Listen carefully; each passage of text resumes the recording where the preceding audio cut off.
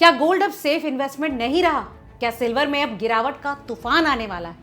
Crude ऊपर, gold नीचे, आखिर ये उल्टा खेल क्यों चल रहा है? और सबसे बड़ा सवाल, क्या अभी खरीदना चाहिए या फिर इंतजार करना ही समझदारी होगा? दोस्तों, पिछला हफ्ता कमोडिटी मार्केट के लिए काफी हलचल भरा और निवेशकों के लिए उलझन पैदा करने वाला रहा। आमतौर पर जब जियोपॉलिटिकल टेंशन बढ़ती है तो निवेशक गोल्ड और सिल्वर जैसे सेफ हेवन की तरफ भागते हैं, जिससे इनके दाम बढ़ते हैं।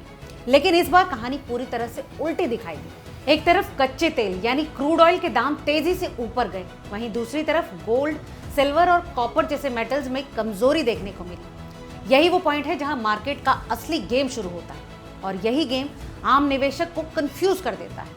अगर हम क्रूड ऑयल की बात करें तो इंटरनेशनल मार्केट में ब्रांड क्रूड लगभग $13 की तेजी दिखाते हुए ऊपरी स्तरों तक पहुंच गया, जबकि WTI क्रूड भी 90 से $93 के आसपास ट्रेड करता हुआ नजर आया। इसके पीछे सबसे बड़ा कारण है सप्लाई डिस्ट्रप्शन। ग्लोबल लेवल पर सप्लाई चेन प्रभावित हुई है, खासकर मिडिल ईस्ट में चल रहे तनाव के चलते। एशियन देशों में ब्रांड क्रूड की डिमांड ज्यादा है और वहीं सप्लाई कम होने से इसके दाम तेजी से बढ़े।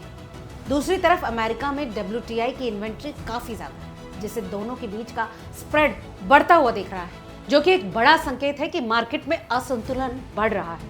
अब सवाल ये उठता है कि जब क्रूड इतना महंगा हो रहा है, जिससे महंगाई यानी इन्फ्लेशन बढ़ने का खतरा है, तो फिर गोल्ड और सिल्वर क्यों नहीं बढ़ रहे? इसका जवाब छुपा है सेंट्रल बैंक्स की पॉलिसी में। दुनिया भर के बड़े सेंट्रल बैंक्स, खासकर फेडरल रिजर्व ने अपनी इंटरेस्ट रेट्स को फिलहाल स्थिर रखा है, लेकिन संकेत साफ है, आगे मॉनेटरी टाइटनिंग हो सकती है। यानी अगर महंगाई बढ़ती है तो ब्याज दरें बढ़ाई जाएंगी, और जैसे ही ऐसा संकेत आता है डॉलर मजबूत हो जाता है। डॉलर के मजबूत होने का सीधा असर गोल्ड और सिल्वर पर पड़ता है, क्योंकि ये दोनों मेटल्स डॉलर के मुकाबले ट्रेड होते हैं, और इसीलिए जब डॉलर ऊपर जाता है तो गोल्ड और सिल्वर नीचे आते हैं। यही वजह रही कि गोल्ड इंटरनेशनल मार्केट में $4500 के नीचे फिसलता नजर आया, जबकि सिल्वर भी दबाव में रहा। भारतीय बाजार में भी इसका असर साफ दिखा। गोल्ड करीब 1,44,000 के आसपास फिसल गया और सिल्वर भी 1,26,000 के आसपास बंद हुआ। यहाँ एक और बड़ा फैक्टर है डिमांड की कमजोरी। इंडस्ट्रियल मेटल्स जैसे कॉपर में गिरावट का सबसे बड़ा कारण है इंडस्ट्रियल एक्टिविटी का धीमा होना। जब फैक्ट्रियां कम प्रोडक्शन करती हैं, इंफ्रास्ट्रक्चर प्रोडक्ट्स धीमे पड़ते हैं, तो कॉपर जैसे मेटल्स की डिमांड गिरती है। यही वजह है कि कॉपर में लगातार दबाव देखने को मिल रहा है, और ये 1000 से 1200 के बीच की रेंज में ट्रेड करता हुआ नजर आ रहा है। अब अगर हम प्रेशियस मेटल्स यानी गोल्ड और सिल्वर की बात करें तो ये एक दिलचस्प ट्रेंड दिखा रहा है। आमतौर पर क्रूड और गोल्ड एक ही दिशा में चलते हैं, क्योंकि दोनों पर जियोपॉलिटिकल टेंशन का असर होता है। लेकिन इस बार क्रूड ऊपर और गोल्ड नीचे जा रहा है। इसका मतलब है कि मार्केट का फोकस फिलहाल सेफ हेवन से ज्यादा इंटरेस्ट रेट्स और डॉलर पर है। आने वाले हफ्ते के लिए अगर ट्रेंड की बात करें तो मार्केट एक्सपर्ट्स का मानना है कि अभी भी दबाव बना रह सकता है। गोल्ड के लिए $4400 के आसपास एक मजबूत सपोर्ट है। अगर ये लेवल टूटता है तो कीमतें $4200 तक जा सकती है।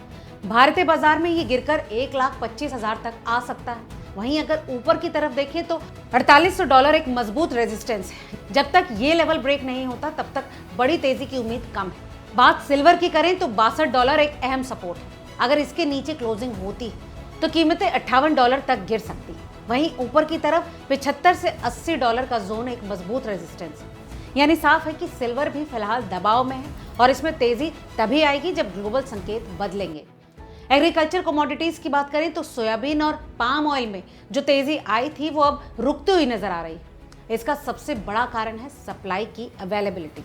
अगर सप्लाई बढ़ती है तो कीमतें नीचे आएंगी। इसके अलावा भारत जैसे देश में एग्रीकल्चर पूरी तरह से मानसून पर निर्भर करता है। दोस्तों, अगर मानसून अच्छा रहा तो कीमतें गिर सकती हैं, और अगर कमजोर रहा तो तेजी आ सकती है। अगर बात करें कि ओवरऑल तस्वीर क्या बनती है तो दोस्तों, मार्केट इस वक्त साइडवेज टू डाउन मोड में है। यानी ना तो बहुत बड़ी तेजी की उम्मीद है और ना ही तुरंत क्रैश की। लेकिन एक बात तो साफ है, ऊपरी लेवल्स पर बिकवाली हावी रहे। निवेशकों को अभी बहुत सावधानी बरतने की जरूरत है, क्योंकि ये समय ट्रेंड पकड़ने का नहीं बल्कि कैपिटल बचाने का है। तो जो लोग गोल्ड और सिल्वर में निवेश करने की सोच रहे हैं उनके लिए सलाह यही है कि जल्दबाजी ना करें, सपोर्ट लेवल्स पर नजर रखें और तभी एंट्री करें जब मार्केट में स्टेबिलिटी दिखे।